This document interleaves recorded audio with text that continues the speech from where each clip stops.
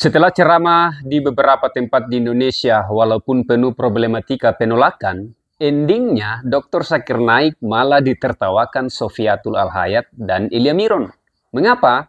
Karena Dr. Zakir Naik sudah dibayar mahal dan didatangkan jauh-jauh dari India. Saat ceramah atau dakwah, beliau malah asyik penginjilan, bahas Alkitab, dan juga bahas tentang Yesus. Bukannya bahas kitab Q dan bahas Nabi M.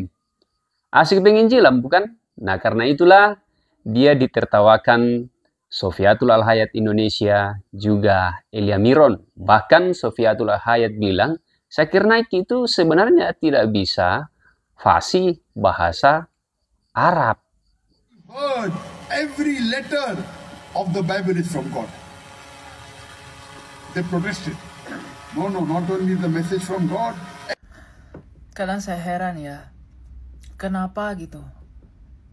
Katanya dakwah, tapi bahasnya Bible. Apakah memang Alkitab itu semenarik itu untuk dibahas? Ya saya udah bilang dari dulu, Yesus Kristus itu akan tetap menjadi trending topik sampai hari kiamat. Gimana nggak trending topik? Ya, katanya agamanya tidak sama dengan Kristen, tapi yang dibahas Bible, protes. Kenapa gitu, Pak? Sebagai perbandingan ya, yang saya heran tuh, di dakwah mereka tuh bahas Bible, bahas Alkitab tuh rame yang datang, rame banget, dan banyak yang dengerin.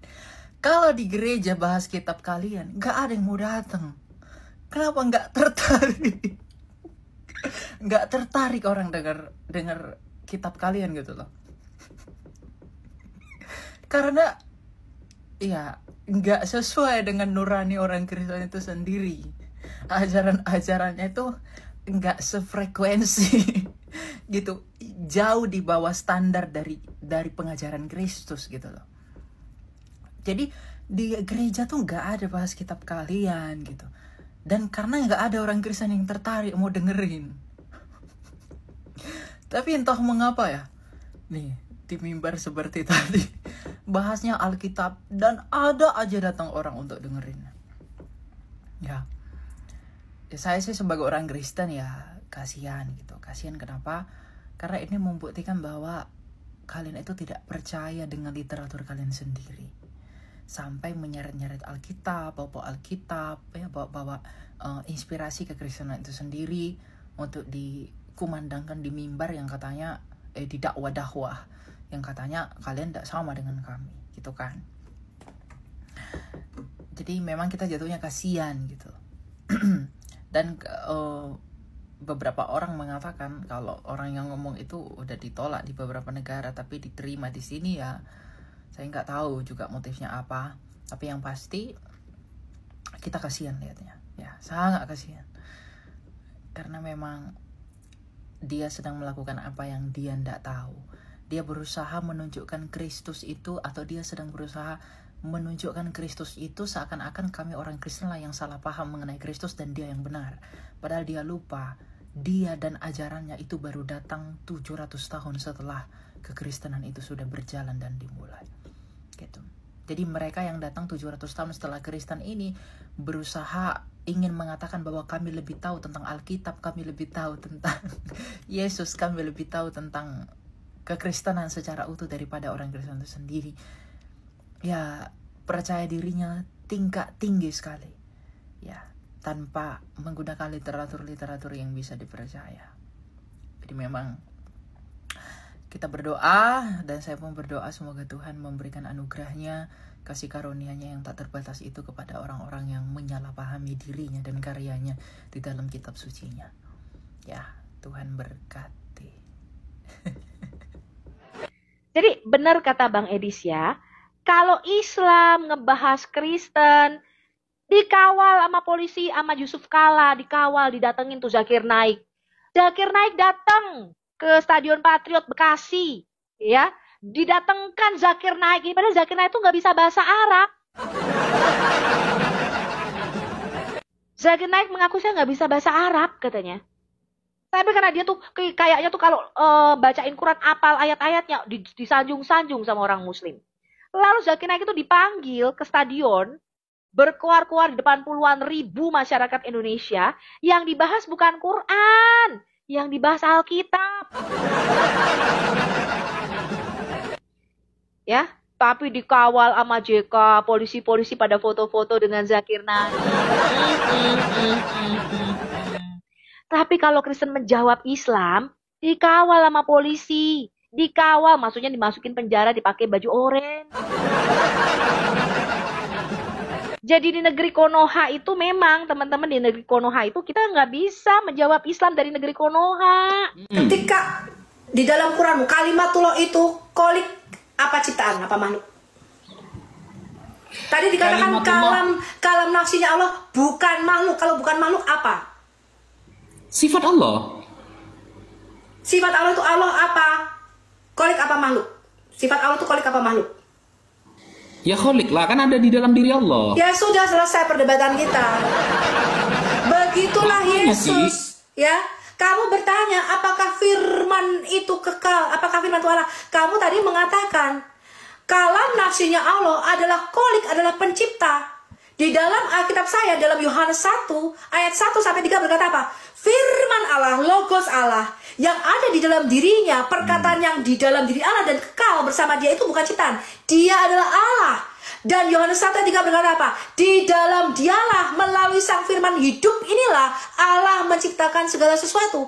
Permasalahannya, bedanya Islam dengan Kristen. Selesai, Yesus itu Allah. Kamu sudah membuktikan diri sebagai kalimatullah di Allah. Makanya di kalimatullah sebentar. Pemahamannya kita ada bedanya. Oke, sebentar. Nggak ada bedanya.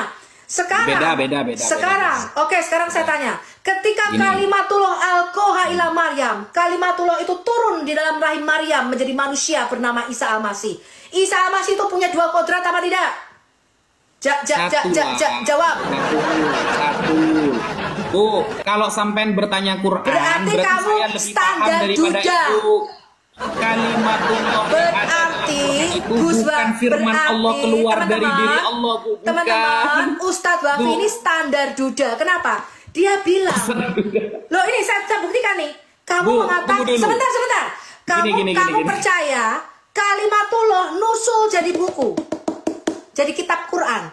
Dan Quran ini punya dua natur, kalam nafsi dan kalam lafsi. Sekarang saya tanya, di dalam Quranmu dikatakan kalimatullah, surat 4 ayat 171, kalimatullah al-Qoha ila Maryam wa rohu minhu. Bukan hanya dia kalimat. Itu bukan kalimatullah, kalam nafsi, bukan, Bu.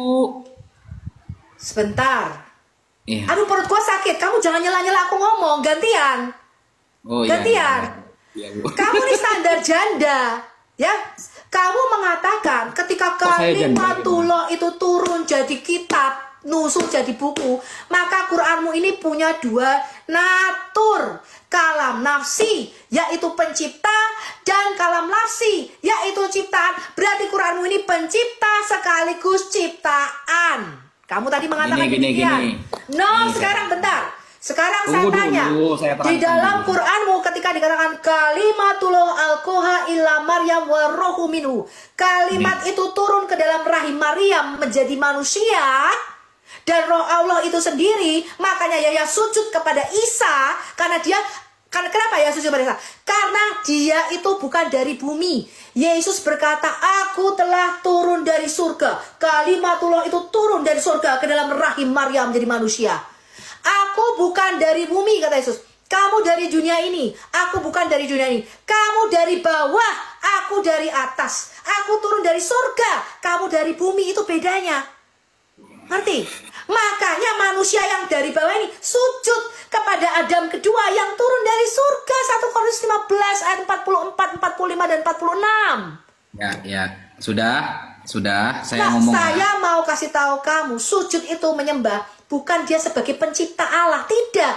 Yesus datang itu bukan untuk menyatakan akulah Allah pencipta, sembahlah aku. Kamu keliru. Dia datang itu sebagai Mesias, Al-Masih. Dan Al-Masih adalah Tuhan di bumi. Kamu baca Lukas 2 ayat 11. Hari ini telah lahir bagimu juru selamat, yaitu Kristus, Al-Masih, Mesias, di kota Daud, Tuhan di kota Daud. Ketuhanan Yesus, kemanusiaannya itulah yang bergelar Tuhan. Gelar ketuhanan yang kita terapkan kurios, Rob, yang kita sematkan kepada Yesus, itu karena dia Mesias. Maka tadi loh saya baca, kamu bilang proskuneo. Ini saya bacakan Matius 2. Saya bacakan kamu Matius 2. Yesus itu bukan turun dari surga, dari rahim Maria, jangan dikarang-karang, Bu. Loh, Quran 4 ayat 171 berkata apa? Kalimatullah yang dilemparkan saya tanya, kalimatullah al-koha, ya. Sebentar.